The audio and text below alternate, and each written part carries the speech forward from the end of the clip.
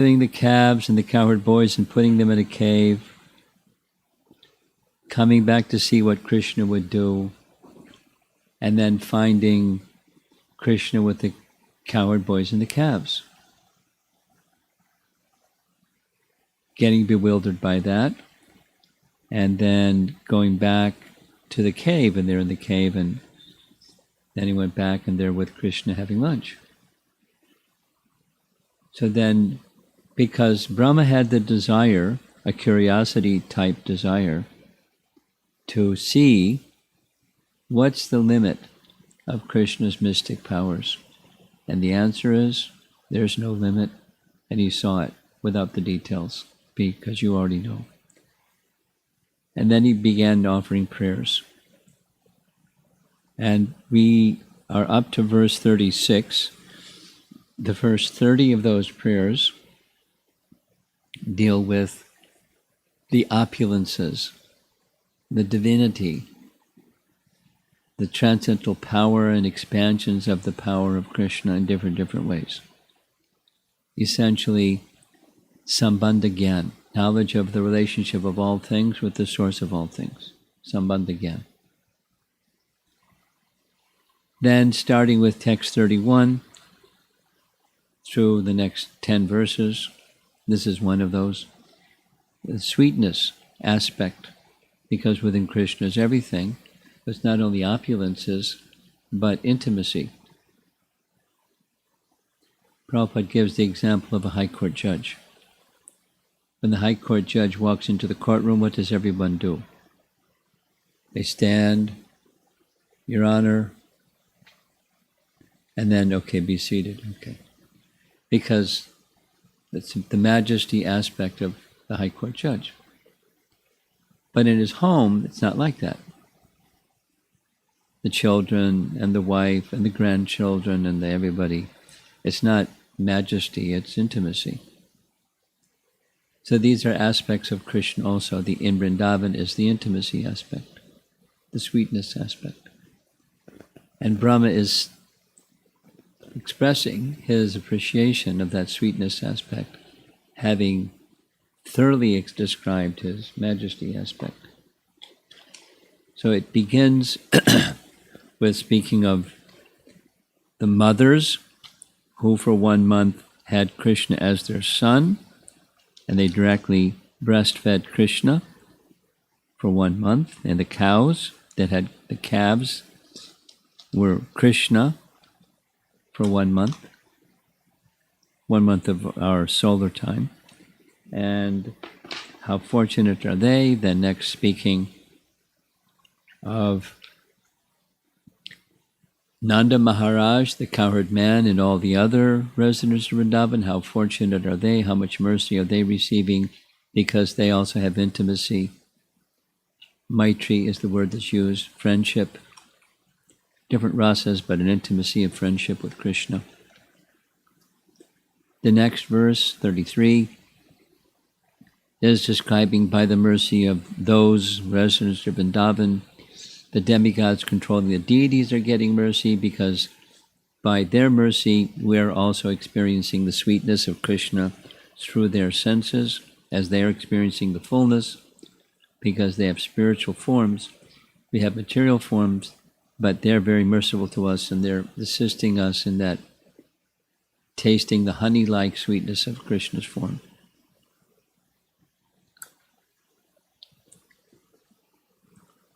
Then 34 is Brahma's expressing his bewilderment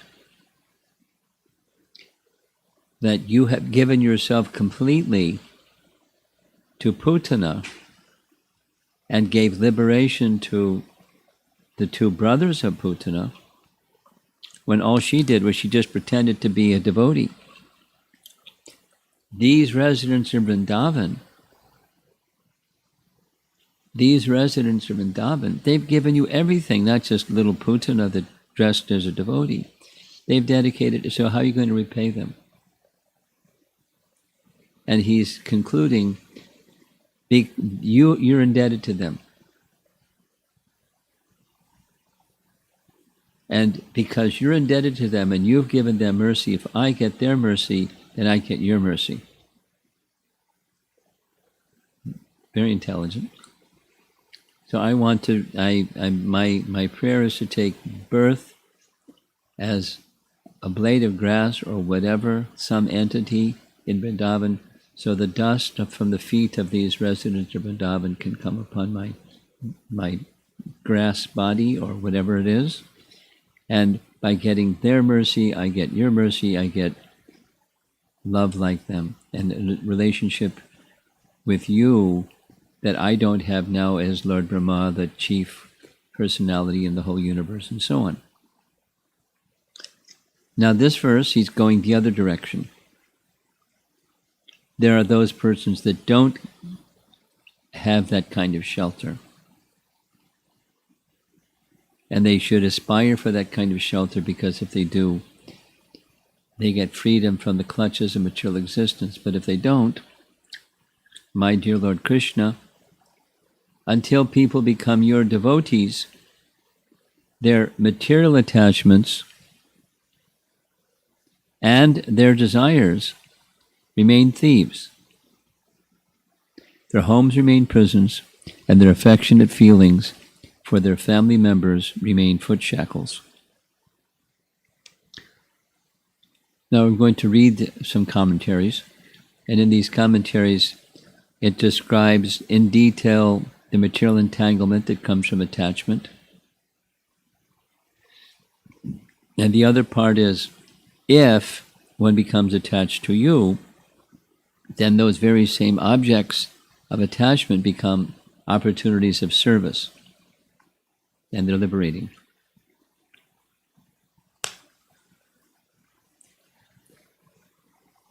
Such persons, devotees, these exalted devotees of Vrindavan, their world is paraphernalia for serving Krishna. The trees are desire trees, and they take whatever fruits and flowers and anything and offer to Krishna. It's not their homes, their children, their paraphernalia, their you name it. It's just opportunities for rendering service to Krishna. The stuff of this world is just something to be offered to Krishna. So here's Jiva Goswami. Krishna is considering, my dear Brahma, if the residents of Vrindavan have such glory that they have given everything to me, then you should go home and do the same thing. Brahma, let that be.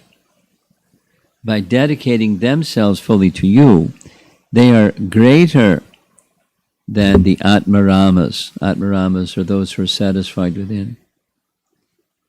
More than satisfied within, they're in ecstasy from serving you, who are the source of all bliss.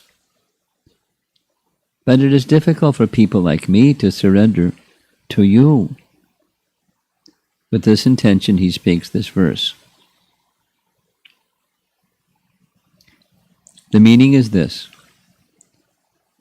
In the verse, the word raga is used. Raga refers to attraction to objects. Adhayaha means by attaining or not attaining those objects of attraction, one experiences joy and sorrow. The house is such an object. Moha means lack of discrimination because of attachment to objects.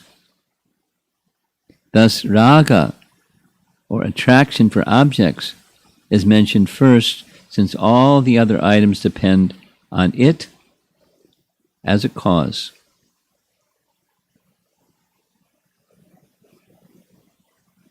You, as the Atma, are the natural and ultimate shelter of attraction, raga, for the soul having within it unconditional prema. In other words, at the soul level, it's already there. Prema is already there. Attraction for Krishna, attachment for Krishna love for Krishna, it's already there. It's already there. So for those where that prema is already there, unconditional prema is already there, you're the shelter. You're the object of attachment and attraction. You're the raga. This attraction, by not taking shelter of Krishna, wanders all around and takes away the ingredients of your worship, standing for so-called auspicious desires, like a thief, meaning material piety. People feel contented by material piety.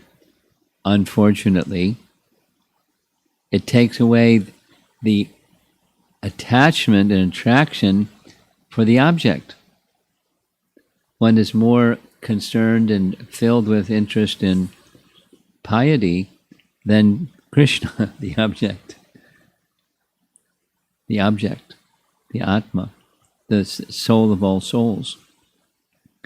So then this piety tendency, where attraction goes to other things, the objects of this world, ingredients of your worship, are stolen by that so-called auspiciousness.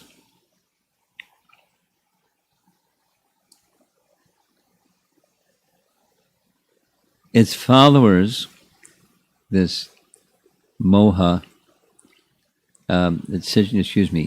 the attraction for something other than the supreme, its followers, such as moha, are the same. And when that happens, the house then transforms into a prison to give the remaining punishment, since it gives intelligence opposite to surrender to your feet, moha, taking on a special nature by the false intelligence, becomes shackles for the feet. So where does it start? It starts with raga, or attraction for something other than Krishna.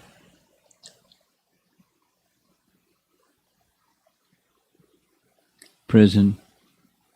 The attachment to those objects is a prison. And the moha that comes is like shackles on your feet, driven by false intelligence, including even material piety. Even though the prison house is destroyed, because raga and other products still remain, that is, because of inability to surrender to you, the chains remain. As long as these people, averse to Krishna people, are not accepted by you, they will remain in this condition. When they are accepted by you, when they attain you, who are the shelter of real raga, those material qualities cease to take shelter of the individual. Spontaneously, their faults disappear. The person becomes attracted to attaining Krishna. It's a compare-contrast kind of discussion. He then makes reference to a nice verse from Vishnu Purana that's saying the same thing. I can give the Sanskrit. It's the first line. Ya pritir avivekanam vishayeshu anupayani. Anupayani is a nice word. It's one of Krishna. It's one of Radharani's names. And it's meaning having a spontaneous attraction. She's spontaneously attracted to Krishna. So that's one of her names. Unintelligent persons have unflinching affection, anupayani, for the objects of sense gratification. Similarly, may I always remember you, instead of affection for sense objects, let me have affection for you. So that that same attachment applied to you never leaves my heart. Nice try. That's from Vishnu Purana. So there's the material attachment and the spiritual attachment. Thus, when the house is offered to you, it is no longer a prison. When moha becomes a part of prema, it is no longer a fault. Moha is a fault, bewilderment.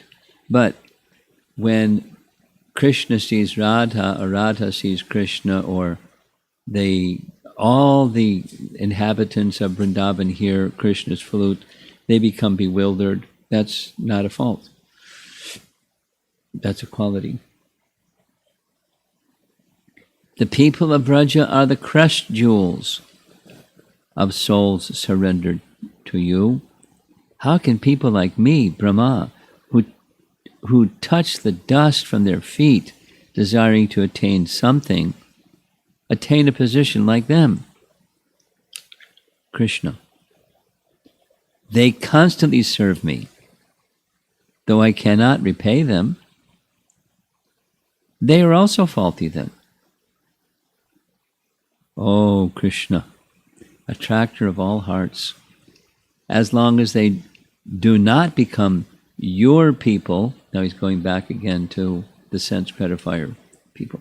There's this language used by our acharyas that Krishna considers the Vrajvasis as his people, like family. He's one of them. They're one of him. They're his people. And if one doesn't become like that, as long as souls do not become your people, and they do not attain your service,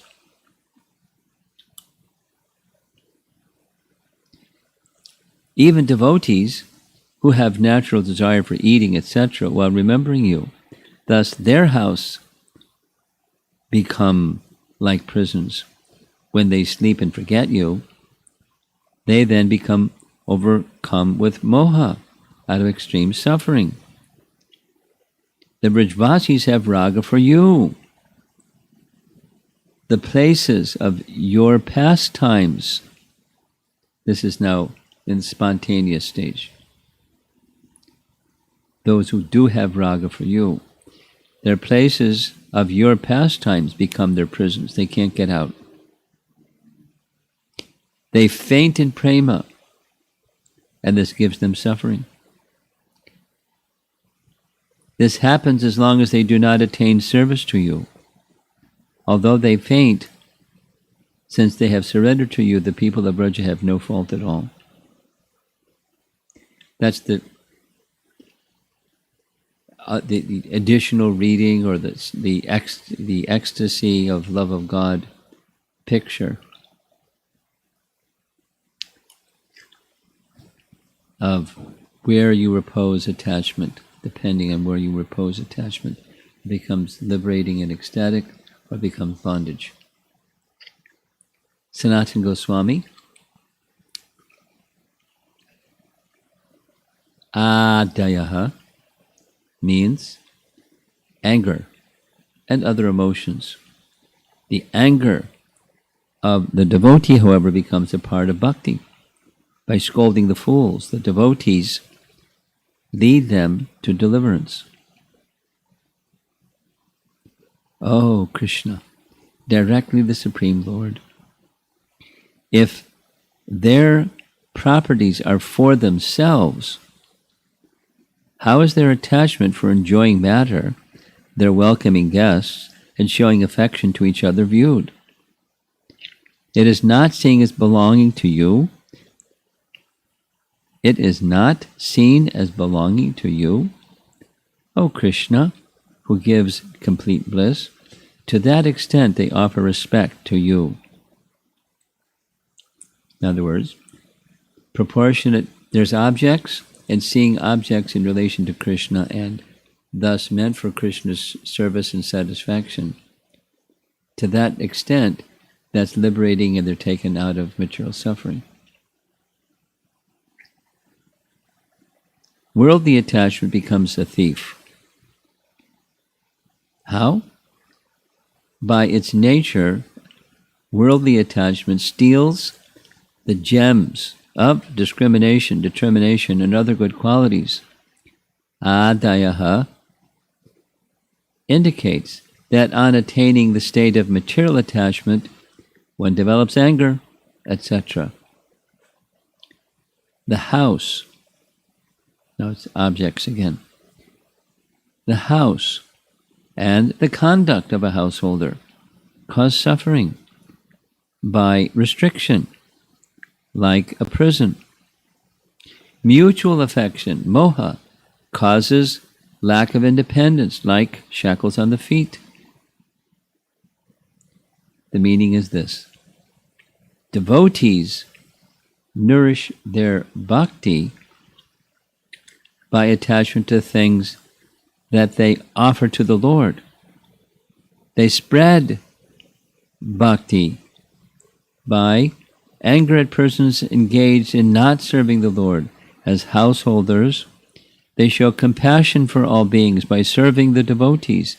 But this will not happen until they become devotees. Yavat na te janaha. Krishna considers, O Brahma, if they constantly serve me, though I cannot reward them the highest goal, is it wrong?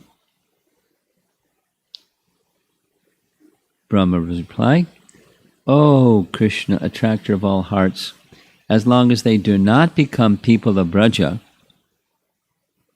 dedicated to your service, ne not te jana, dancing and singing with attachment, ragadaya, they will be like thieves, causing disturbance. The house will cause grief like a prison, false affection for devotees, moha, will be chains on the feet, causing lack of independence. Or another reading, attraction for Vaikuntha, ragadaya, the dwellings there, and affection for Lakshmi will be causes of disturbance and restriction. This is now the spontaneous side. It is all done by you. If all people worship you, what is the harm?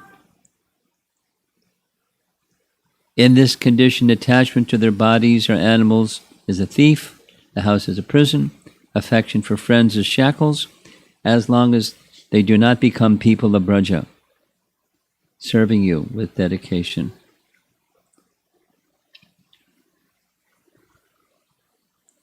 And this last kind of summarizes everything. It's much more simple.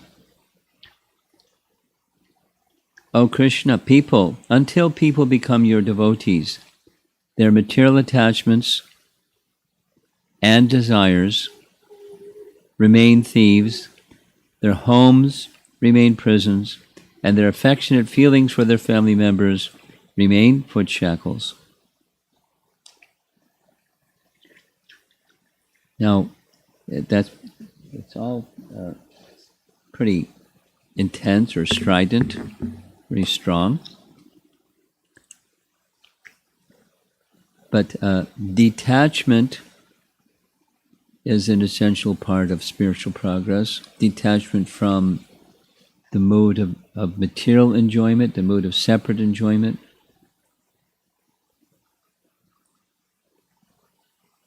Is an essential part of spiritual progress.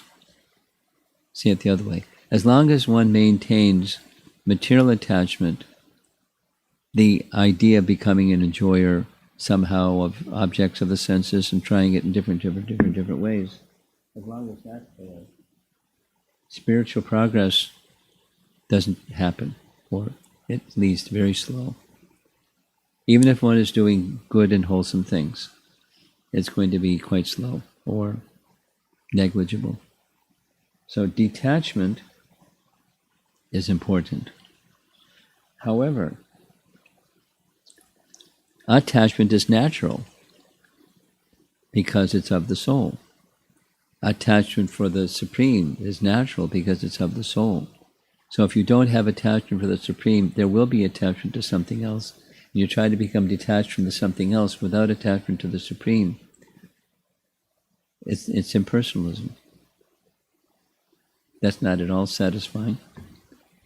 It's not sustainable. So then the real message embedded in this verse 36 we just read, and we'll start on 37 tomorrow. Attachment to Krishna, please. And if that, to the degree that that's weak, then there's other things. There's going to be another kind of attachment. And another kind of attachment results in the home becomes a prison, the affection for others becomes foot shackles. But the messages don't have, it's not a negation. It's not don't have affection for others or don't have a house. That's not the message. The message is when there isn't that affection, raga, when there isn't that affection for the Supreme Person, then it's illusory existence. It's a very unpleasant state of existence. A prison house with shackles and bewildered all the time. So it's simultaneous attachment to the Supreme that helps one become detached from the temporary or see the temporary in relation to the Supreme. That's the cultivation of bhakti. That's sadhana bhakti. But Brahma is at the aspiring for the prema state because he's already a good devotee. He doesn't need to start a bhakti program. He's already Lord Brahma. He's a very, very, very intelligent, very qualified person. But he's looking at the Brijvasis because some may say, because this was the prior discussion, some may say, look, these people are just doing worldly things. They have their families, they have their occupation, they have their paraphernalia, they have houses, it's just like worldly people. And, they're not greatly learned persons, or they're great yogis, and they're not sannyasis. So what's the big deal? So those are yardsticks for some kind of elevation, but the message we're to understand from all of this is the Brijvasi's singular attachment to Krishna is their singular great quality that brings all other characteristics that they may have to qualities rather than faults,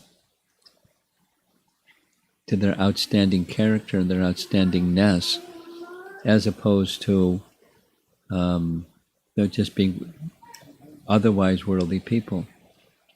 So they're role models for us. Keep coming back to that. Get the mercy of persons that have such bhakti as the residents of Vrindavan, and your bhakti can grow.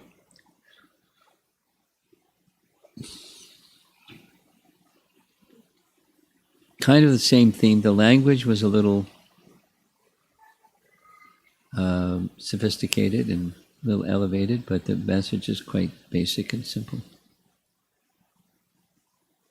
Let's see if there's some discussion.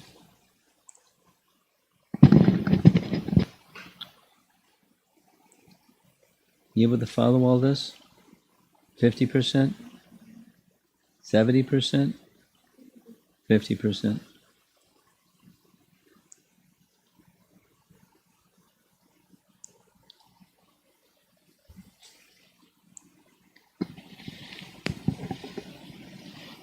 Hare Krishna Maharaj. So I wanted to ask about this lack of independence point, that when there is attachment to each other, that causes moha and there is lack of independence. So can you kindly elaborate little more on lack of independence?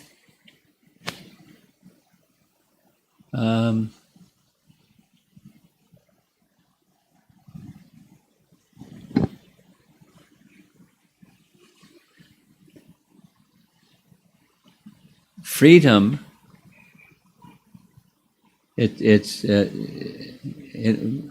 I'll say it bluntly, and it sounds contradictory.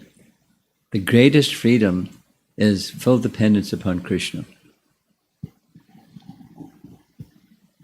And the more that there's dependence on others, then freedom is restricted. That is, real independence is restricted.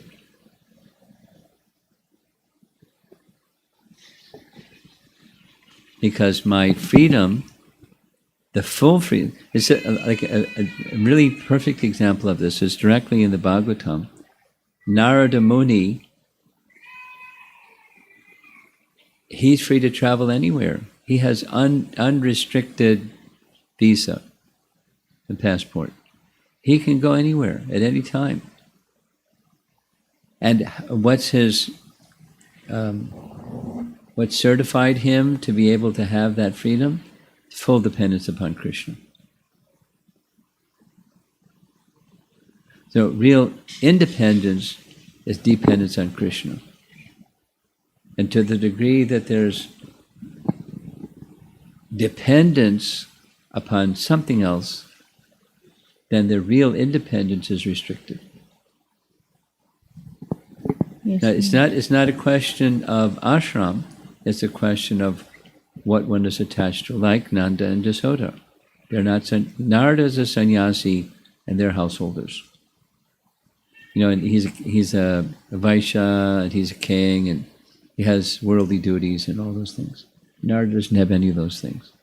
So it's not like Nanda and Jasoda have to give that stuff up and then they can become fully independent, like Narada, because he's a sannyasi.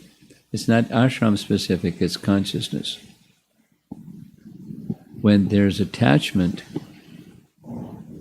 this is Krishna consciousness. When there's attachment to that which is the source of everything, the Supreme Person, the lovable, most sweet object, Krishna himself, full independence, full freedom. Now, we're always dependent. Narada is dependent. Mother Jasoda's dependent. She can't bind Krishna unless Krishna permits her to bind Krishna. She's dependent. Yes, Maharaj. So attachment to the temporary in the mood of enjoying, that is material attachment. In the mood of enjoying, that is a shackle. Foot shackle, it's called here. Yeah. Okay? I'm understanding that it is a lot of internal work. Yes. So for my stage, I just need to understand that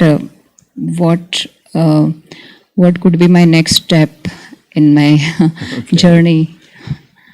Okay. Now, all of these things that we're hearing, they're very lofty. Yeah. And we're not there. However, the teaching is that there are potencies in these messages that help us become inspired and cleansed and so forth, although we're not there. We're immersing ourselves in a very cleansing sound vibration that helps us have the strength and purity and clarity to make that next step. Yes, Maharaj, thank you. That is very helpful. Okay. How are we doing? You have something back there? Okay.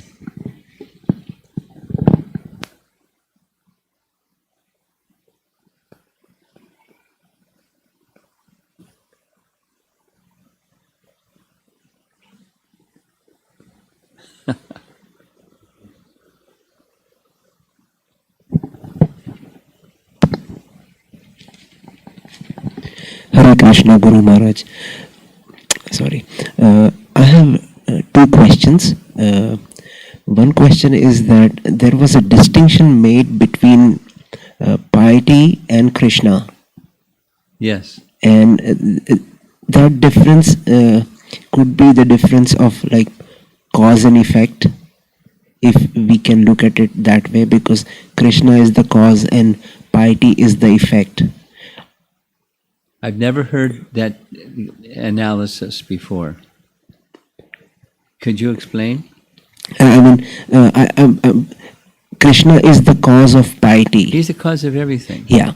He's the So, cause of impiety. He's the cause of everything. yeah. He's the cause of all causes. Yeah.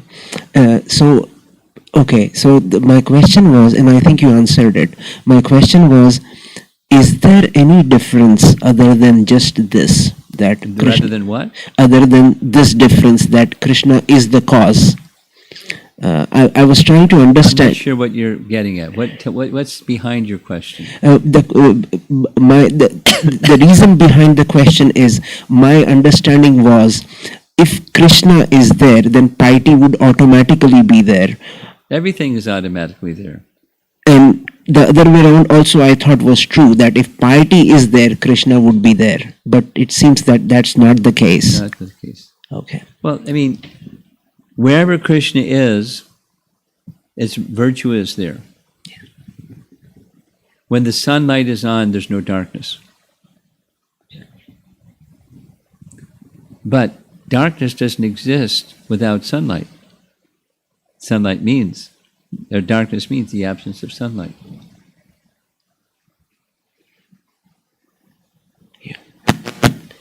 So Krishna is the cause of all causes. He is the cause of all causes. Thank you, Maharaj.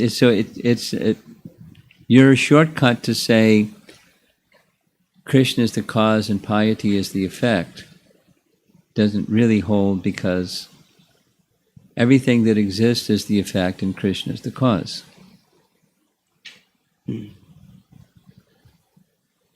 Yes, Maharaj. Thank you. The second question is also related, in the sense that we did say attachment to Krishna and detachment to everything that is material. No, I didn't say that. I didn't say that.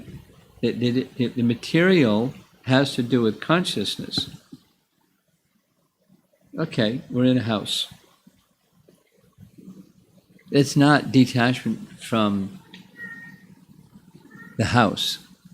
It's detachment from seeing the house as an object of sense gratification, as opposed to paraphernalia meant for Krishna service, or an object meant for Krishna service, or this body, or take any one of the senses of the body. There's the material and there's the spiritual conception of the body and each of the senses. So there's the tongue, there's the material idea, and there's the spiritual idea, or the eye, or the ear.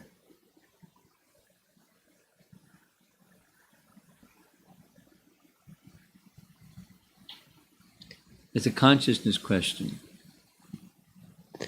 or consideration, factor, variable.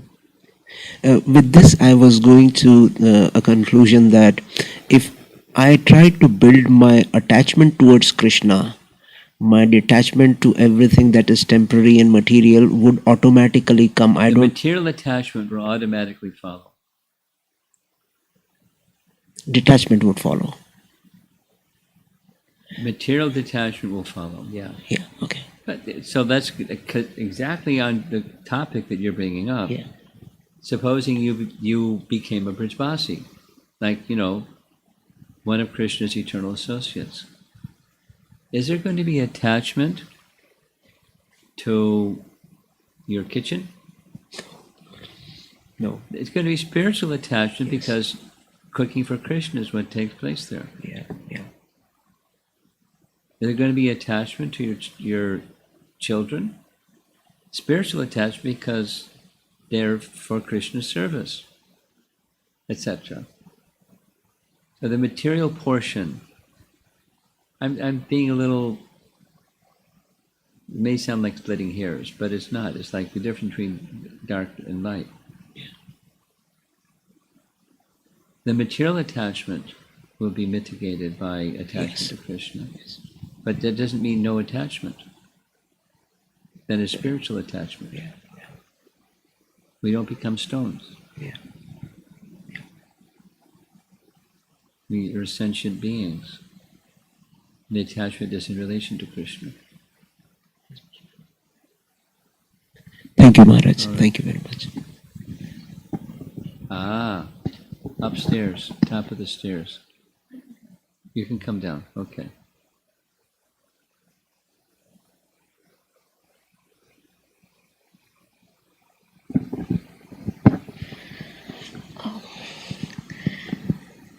Okay, I don't know how to start the question. Okay. Maharaj, can you tell me how to understand the line between self-worth and pride? Okay. Nice question. Thank you. Very simple. The spiritual conception of self-worth is in relation to Krishna. My self-worth is because I'm part and parcel of the Supreme Worthy. Pride is no spiritual connection. The source of everything is deleted or covered, forgotten.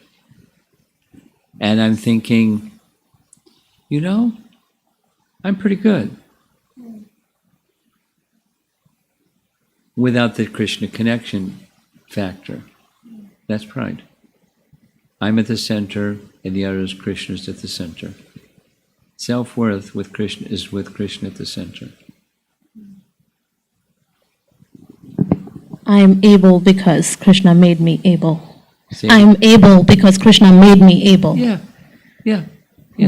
My worthiness is because Krishna put it there.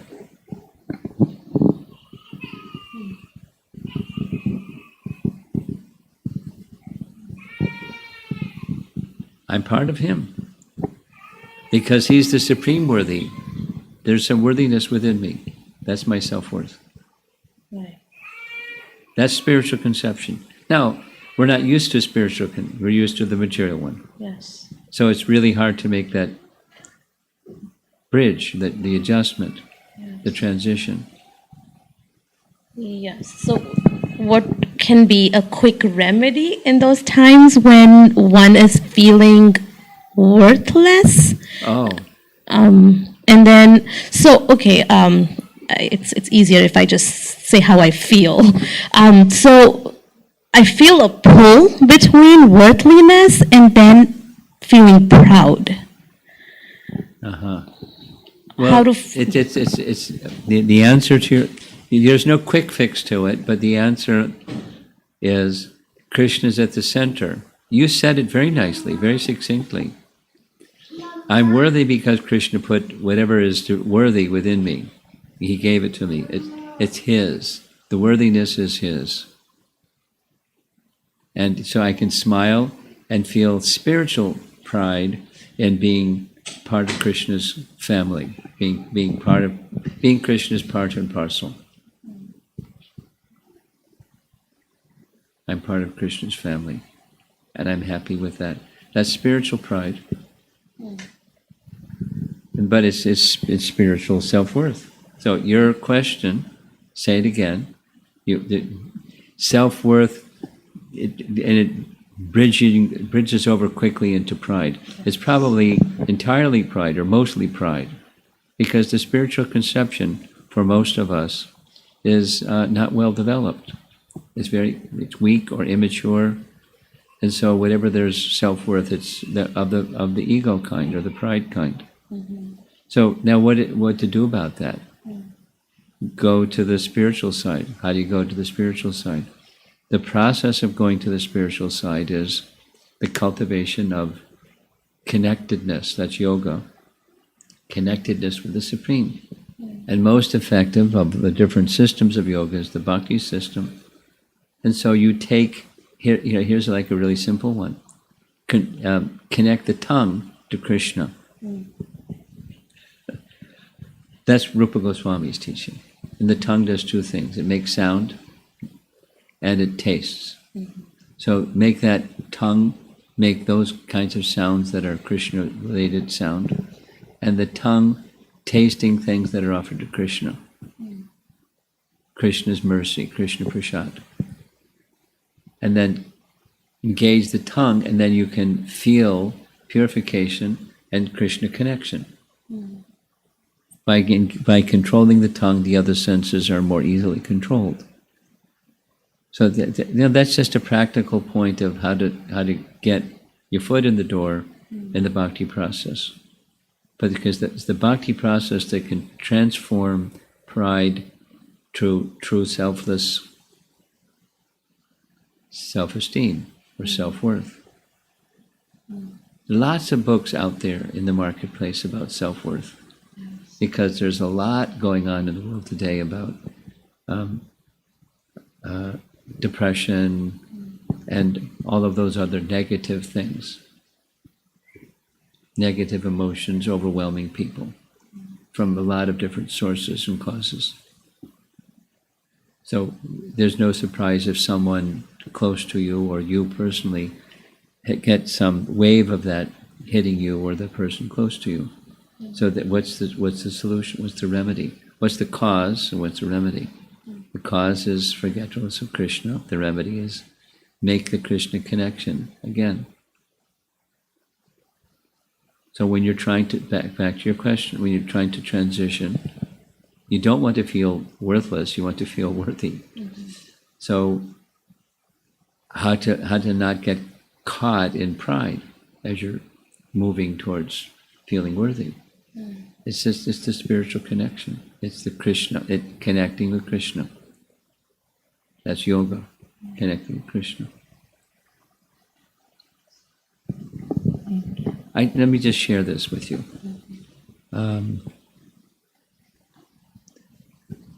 One of the last visits in Naperville was with a woman from the Czech Republic. And, she had some really innocent, nice questions. She's really into being a mother. She has 3 children. So she's really into being a mother for her children. And she didn't grow up with any tradition, any religious tradition. But she felt herself to be and still as a spiritual person. So she's now searching for something that can help her connect that innate spirituality with, something that then she can pass on to her children. Because she's wants to be a good mother for her kids.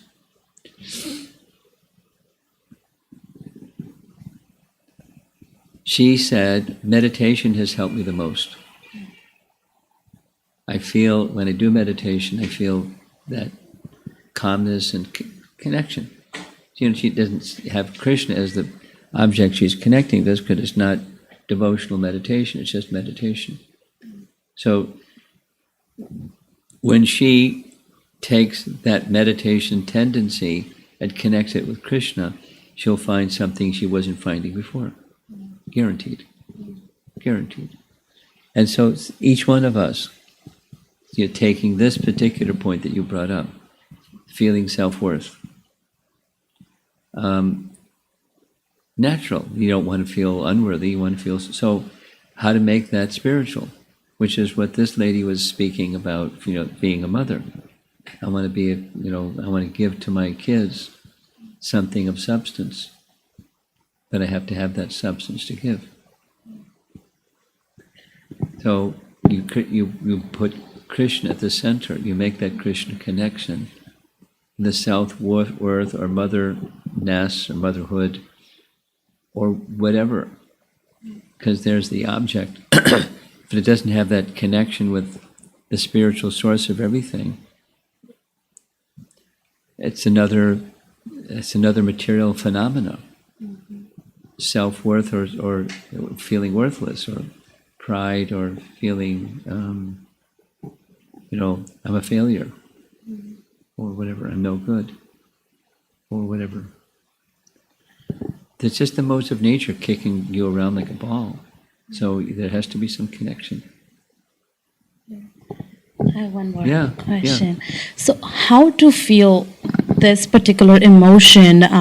So, I call it proud. Like, so, for example, my son, when he remembers Krishna's story, like he remember pieces from Krishna's story, then I feel proud and I want to show it to everybody. Like, see, he knows this, but then in the back of my heart, I'm like, is it okay to feel this? Like this, how to feel it? What is this feeling? Well, it's mixed, because what's unmixed is Krishna is pleased.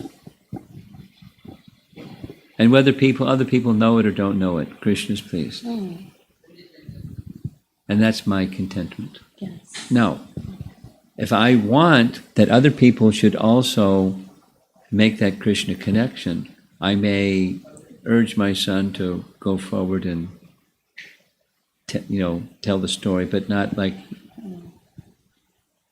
a dog standing on his hind legs and saying woof woof. Not like a little show for others. Yes, yes, yes, yes. So, but Krishna is pleased, and that others, because it was right in the text that we read, the purports, bringing other people to the position of bhakti that's a spiritual desire. That Krishna has given me the opportunity. It's who's at the center. If Krishna has given me the opportunity, I have a son. My son has learned some Krishna stories. And this is part of my mother duties it's now by Krishna's mercy happening. And let my son associate with others so he can learn more and influence others, and I can, like that. It's just for Krishna's service purpose. Then it's not pride, then it's service. Krishna's at the center. Thank you, Maharaj. Okay. Yes.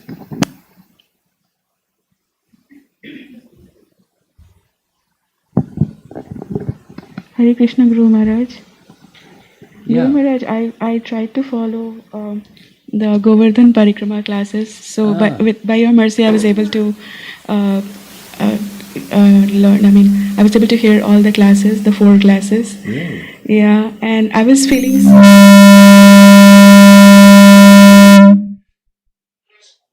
Okay, now try again. Now you are feeling.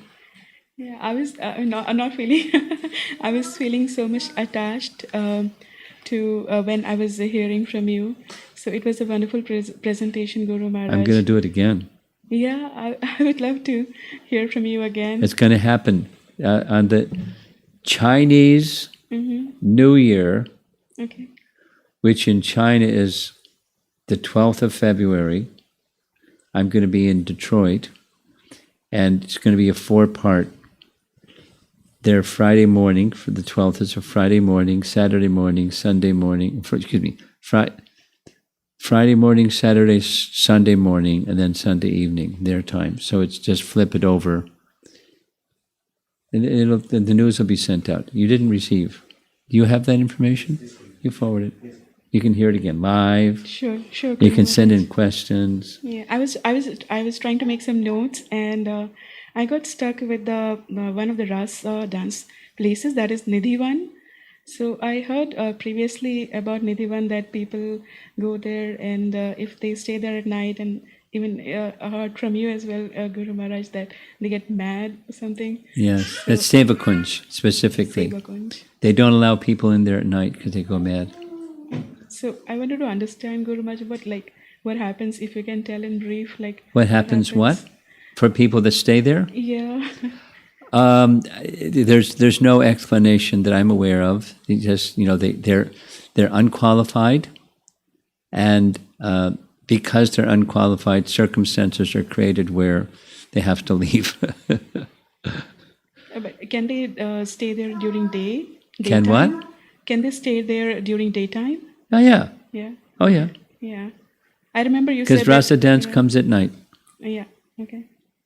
They lock the gate. But some persons hid to see what would happen, and they went mad.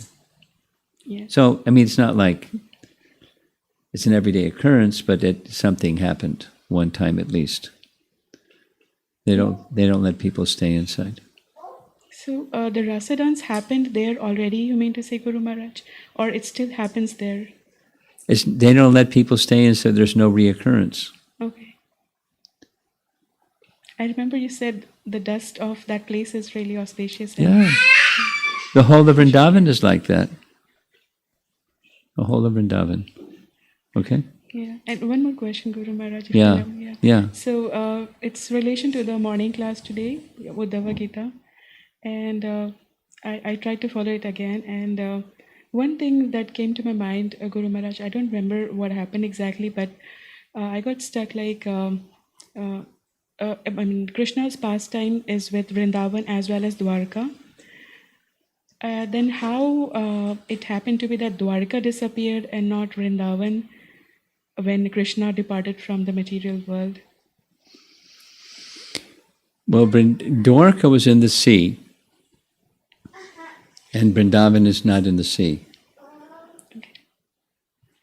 So the city of Dwarka was built by Vishwakarma, but it was also withdrawn at the time of Krishna's departure.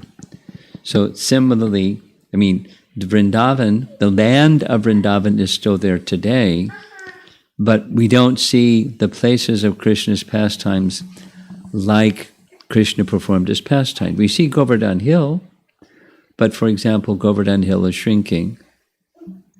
And there's the river Jamuna, but there's so much pollution in the river Jamuna.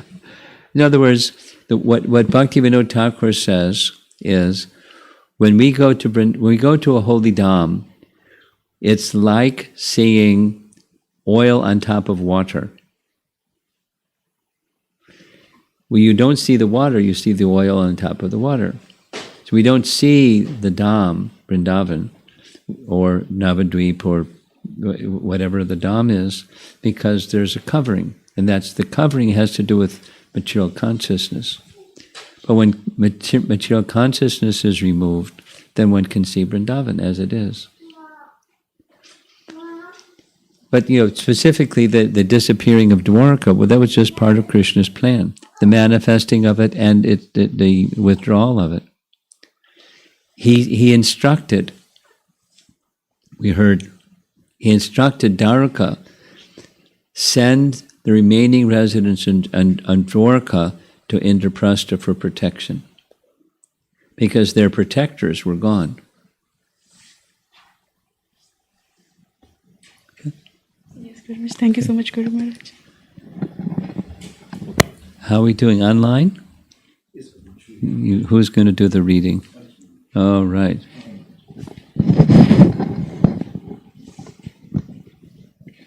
So Maharaj, two questions are there. First is from Girivar Dhari Das Prabhu. As a sadhaka, we always beg Lord for service, and Lords give service to purify. Is there way to understand which service is to purify and which one came from desire?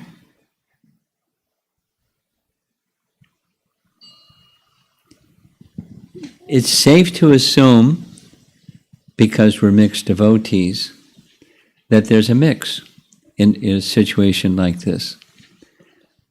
So the main principle for you to consider is, what does the disciplic succession want of me? What is our line of disciplic succession want to be? What are standard activities that I can do? And then there's customized activities that I can do, and what's in line with our disciplic succession, and I do those things. Like, let's just take music as an example. Some people like music. And is it wrong, if you like music, to become absorbed in music made for glorifying Krishna? there may be some material attraction in that attraction from music, but the object is Krishna, and that material attraction by Krishna's mercy can become purified and become fully spiritual. So worry not about is it this or that, but that the intention behind your taking up activities that are in line with our disciplic succession, that you strive for purity. You strive for pleasing Krishna by those activities.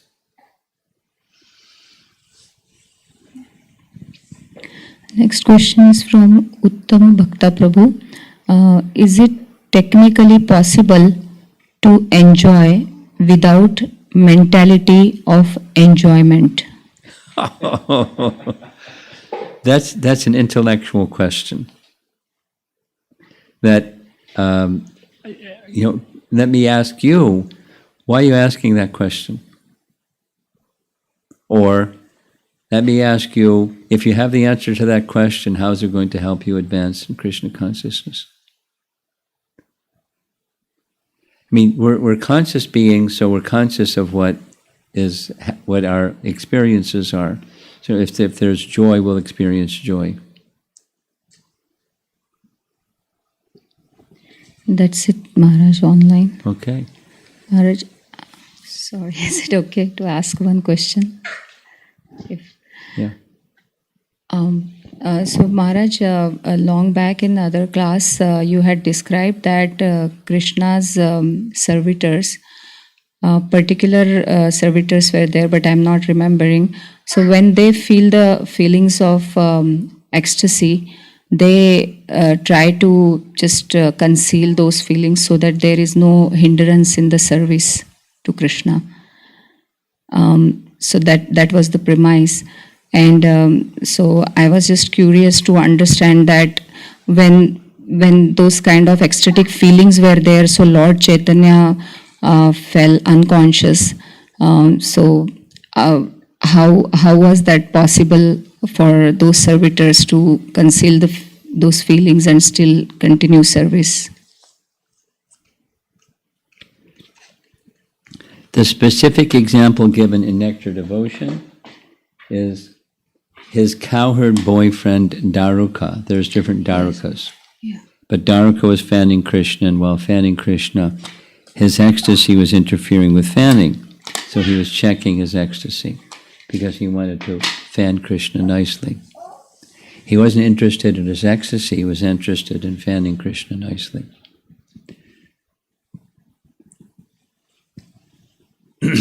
In the case of the spontaneous ecstasies of Lord Chaitanya or his associates, Lord Chaitanya would strive to conceal them also, because he didn't want imitation people to imitate, but sometimes it was just overwhelming and he couldn't conceal anything. It just overwhelmed him. So there's different circumstances, but he was teaching us the mood of Radharani, and sometimes the mood of Radharani, she would carry on with her service, and sometimes she would also faint. Yes, thank you, Maharaj. Okay. Thank you. Okay, I think we're done. Yes? Srila Prabhupada ki jai.